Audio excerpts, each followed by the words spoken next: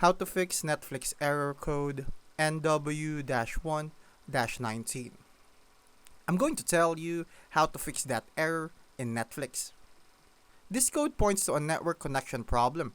Basically, your device can't reach Netflix. First, check if other devices, phone or laptop are online, because if not, restart your modem and router by unplugging them for about 30 to 60 seconds.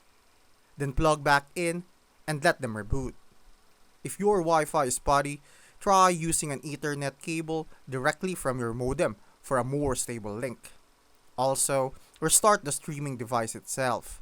Power it off completely, wait a few seconds, and power it back on to clear any glitches. If you're using a VPN or proxy, turn it off. That often messes with Netflix connectivity.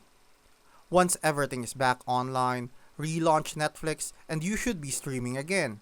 If it still fails, contact your ISP to make sure they are not blocking streaming traffic.